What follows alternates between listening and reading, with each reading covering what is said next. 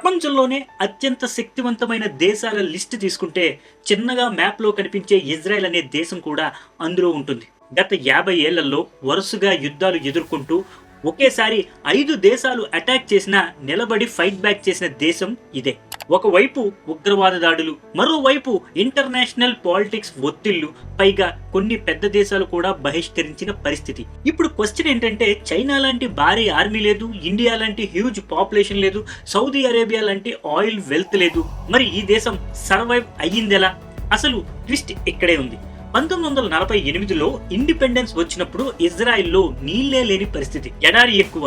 కానీ అదే దేశం ఈ రోజు ప్రపంచానికి టెక్నాలజీ, ఇంటెలిజెన్స్, అగ్రికల్చర్, ఇన్నోవేషన్స్ లో ఒక బెంచ్ మార్క్ సెట్ చేసింది. రీసోర్సెస్ లేకపోతే బ్రెయిన్ యూజ్ చేయాలి అన్న ప్రిన్సిపల్ ని లిటరల్లీ లైవ్ ఎగ్జాంపుల్ గా చూపించింది ఇజ్రాయెల్. ఎనిమీస్ ఎంత స్ట్రాంగ్ గా ఉన్నా మైండ్ సెట్ స్ట్రాంగ్ గా ఉంటే ఎలా సర్వైవ్ అవ్వాలో కాదు, ఎలా డామినేట్ చేయాలో కూడా ఇజ్రాయెల్ స్టోరీ చెప్తుంది మనకి.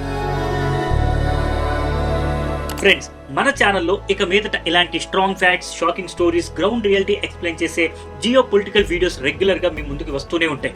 కానీ అవన్నీ మీ వరకు చేరాలంటే మీ సపోర్ట్ చాలా అవసరం. అందుకే ఈ వీడియోని స్కిప్ చేయకుండా చివరి వరకు చూడండి. ఇంకా మన ఛానల్ ని సబ్స్క్రైబ్ చేయని వాళ్ళు ఉంటే ఇప్పుడే సబ్స్క్రైబ్ చేసుకోండి. పక్కనే ఉన్న బెల్ ఐకాన్ ని ప్రెస్ చేసి నోటిఫికేషన్ ఆన్ లో పెట్టుకోండి.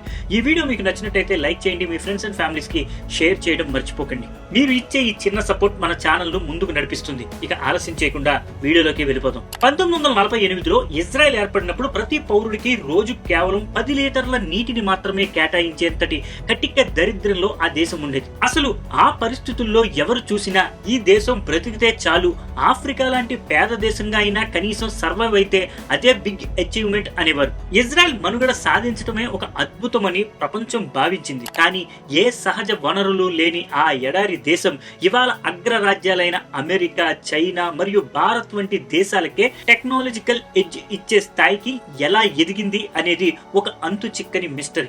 ఇజ్రాయెల్ అంటే కేవలం ఆయుధాలు అమ్మే దేశం మాత్రమే కాదు, ప్రపంచంలోనే 8వ అత్యంత శక్తివంతమైన గ్లోబల్ ఫోర్స్ మరియు సక్సెస్ఫుల్ కంపెనీలకు కేర్ ఆఫ్ అడ్రస్ గా నిలిచిన ఒక స్టార్టప్ నేషన్. 1948 మే 14న స్వాతంత్రం ప్రకటించుకున్న మరుసటి రోజే ఏ మాత్రం ఊపిరి పీల్చుకునే సమయం కూడా ఇవ్వకుండా ఈజిప్ట్, సిరియా, జోర్డాన్, ఇరాక్ మరియు లెబనాన్ ఈ 5 దేశాలు ఒకేసారి దాడికి దిగితే ఆ మారణ హోమం మధ్య ఇజ్రాయెల్ తన జైత్ర యాత్రను మొదలుపెట్టింది.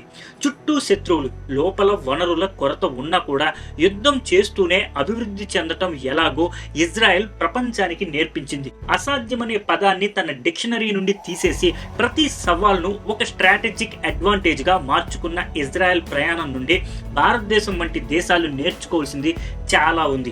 ఎందుకంటే అది కేవలం ఒక దేశం కాదు, అది ఒక నిలువెత్తు ఇండోమిటేబుల్ స్పిరిట్.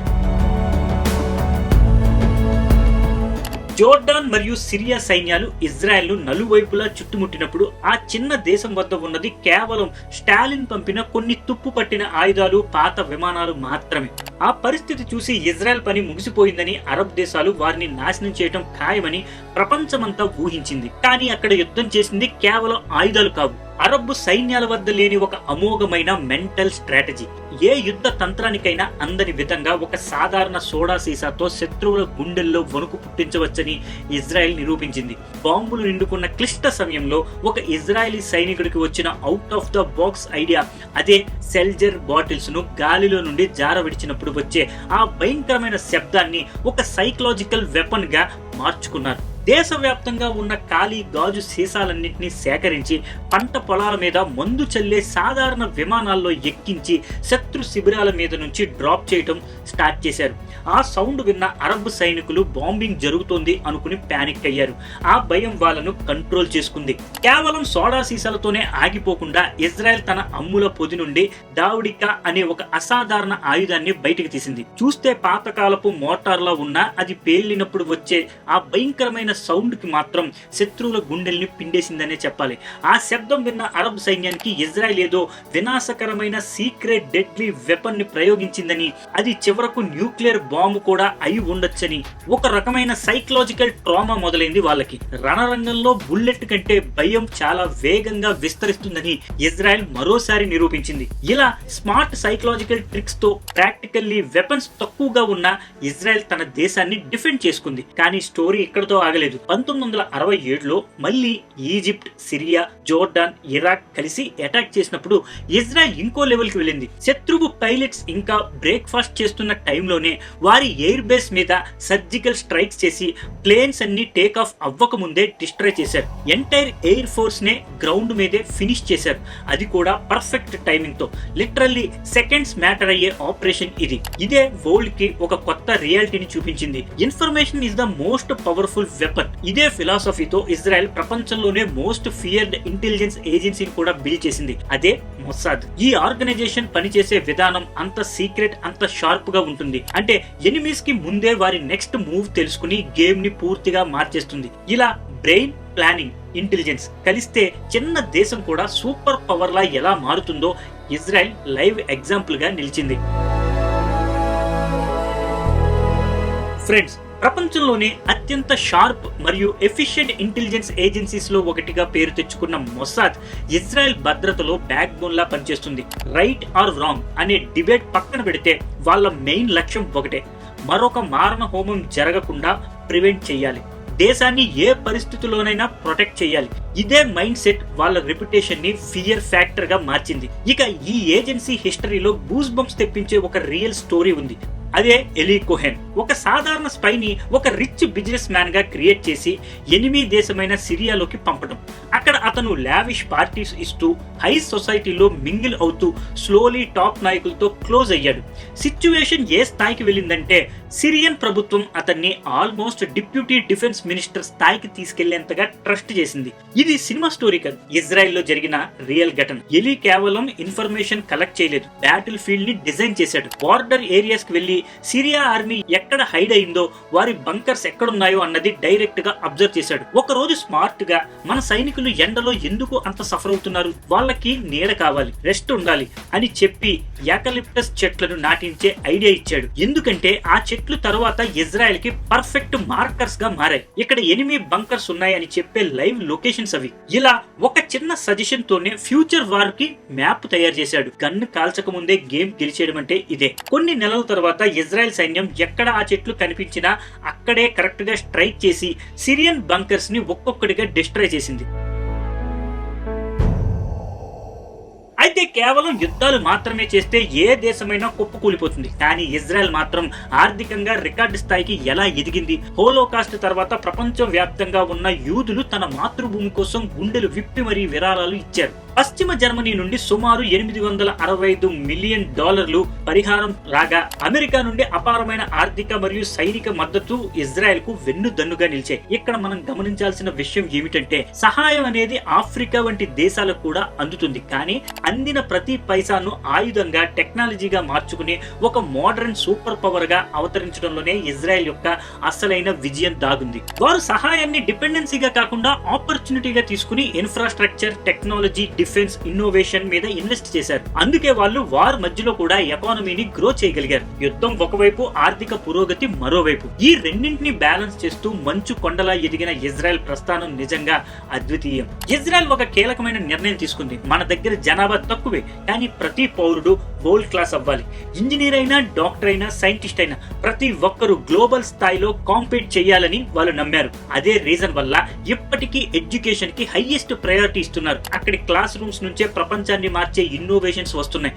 ఉదాహరణకి 1960లలో సించా బ్లాస్ అనే ఇంజనీర్ నీటి కొరత సమస్యను సాల్వ్ చేయడానికి డ్రిప్ ఇరిగేషన్ అనే రెవల్యూషనరీ టెక్నిక్ ని కనిపెట్టాడు. తర్వాత అది నెటాఫిమ్ అనే కంపెనీగా మారి ఈ రోజు ప్రపంచ వ్యాప్తంగా ఈ టెక్నాలజీ నేర్పిస్తూ బిలియన్ సంపాదిస్తుంది. ఈ ఒక్క ఇన్నోవేషన్ వల్లే ఇజ్రాయెల్ 60% తక్కువ నీటితో హై క్వాలిటీ క్రాప్స్ పండిస్తుంది. అలాగే మెడికల్ ఫీల్డ్ లో కూడా ఒక బ్రేక్ త్రూ వచ్చింది. పిల్ క్యామ్ అనే చిన్న క్యాప్సూల్ కెమెరా కడుపు సమస్యలను డయాగ్నైజ్ చేయడానికి ప్రపంచ వ్యాప్తంగా యూజ్ అవుతుంది. ఇక డిఫెన్స్ విషయానికి వస్తే ఎనిమీ రాకెట్స్ నుంచి ప్రొటెక్ట్ అవడానికి ఇజ్రాయెల్ యునైటెడ్ స్టేట్స్ తో కలిసి ఐరన్ డోమ్ అనే అత్యాధునిక సిస్టమ్ ని బిల్డ్ చేసింది. ఇది ఇన్కమింగ్ రాకెట్స్ ని మిడ్ ఎయిర్ లోనే డిస్ట్రాయ్ చేస్తుంది. ఇంకా ఈ రోజు మనం మాట్లాడుకుంటున్న సెల్ఫ్ డ్రైవింగ్ కార్స్ లో ఉన్న బ్రెయిన్ టెక్నాలజీని కూడా ఇజ్రాయెల్ కంపెనీ మొబైల్ ఐ తయారు చేసింది. అందుకే ఇంటెల్ వంటి దిగ్గజ సంస్థ ఏకంగా 1.4 lakhs crores వెచ్చించి దాన్ని కొనుగోలు చేసింది. అంటే యుద్ధ ట్యాంకులు చప్పుడు మధ్య కూడా ఇజ్రాయెల్ ప్రపంచ స్థాయి ఆవిష్కరణను సృష్టిస్తూనే ఉంది.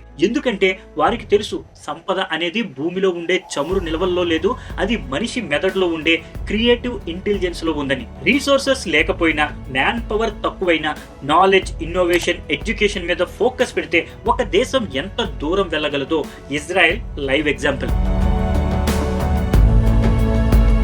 1990లలో సోవియట్ యూనియన్ యుఎస్ఎస్ఆర్ కుప్పకూలినప్పుడు ప్రపంచమంతా రాజకీయ ప్రకంపనలతో వణికిపోతే ఇజ్రాయెల్ మాత్రం ఆ సంక్షోభాన్ని తన ఎదుగుదలకు అవకాశంగా మార్చుకుంది. ఆ సమయంలో సుమారు 10 లక్షల మంది యూదులు ఇజ్రాయెల్ కి మైగ్రేట్ అయ్యారు. కానీ ఇది జస్ట్ పాపులేషన్ ఇంక్రీజ్ మాత్రమే కాదు, ఇది ఒక బ్రెయిన్ పవర్ ఎక్స్ప్లోషన్. ఎందుకంటే సోవియట్ యూనియన్ తన సైన్స్, ఇంజనీరింగ్ టాలెంట్ కి వరల్డ్ ఫేమస్. అక్కడి నుంచి వచ్చిన వారిలో చాలా మంది top level scientist, highly skilled engineers. దాంతో ఒక్కసారిగా ఇజ్రాయెల్ జనాభా 20% పెరగడమే కాకుండా world most educated work force దొరికింది. కానీ ఇక్కడే ఒక బిగ్ ప్రాబ్లం, అదే కంటిన్యూ వార్స్, బోర్డర్ టెన్షన్స్ వల్ల ఫారెన్ ఇన్వెస్టర్స్ ఎవ్వరూ అక్కడ పెట్టుబడి పెట్టడానికి రెడీగా లేరు. అంటే వరల్డ్ క్లాస్ టాలెంట్ ఉన్న ఆపర్చునిటీ లేదన్నమాట.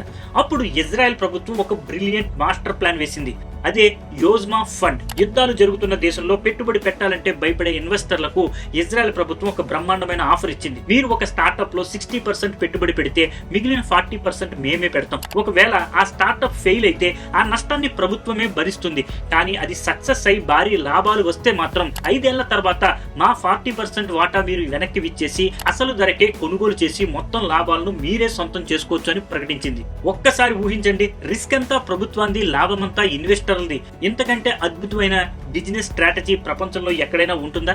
ఈ వ్యూహంతో ప్రపంచ వ్యాప్తంగా ఉన్న వెంచర్ క్యాపిటలర్స్ అందరూ క్యూ కట్టారు ఇజ్రాయెల్ కి. ఫలితంగా ఎడారి దేశంలో డాలర్ల వర్షం కురిసింది. యుద్ధ భూమిలో బాంబులు పడుతున్నా ఇజ్రాయెల్ ప్రభుత్వం తన మేధావుల ఐడియాల మీద నమ్మకంతో ఆడిన ఈ క్యాల్కులేటెడ్ గ్యాంబ్లింగ్ ఆ దేశాన్ని ప్రపంచ స్టార్టప్ పటంలో ఒక అజేయమైన శిఖరంలా నిలబెట్టింది. చరిత్ర సాక్షిగా ఇజ్రాయెల్ దిక్కులేని స్థితిలో ఉన్నప్పుడు ఏ దేశమూ అండగా రాలేదు. కానీ ఎప్పుడైతే తనను తాను ఒక పవర్ హౌస్ గా మార్చుకుందో ఇవాళ అగ్ర రాజ్యాలే ఆ దేశం ముందు క్యూ కడుతున్నాయి. 140 కోట్ల జనాభా ఉన్న మన దేశం కేవలం యంగ్ కంట్రీ అని సంబరపడిపోతే సరిపోదు.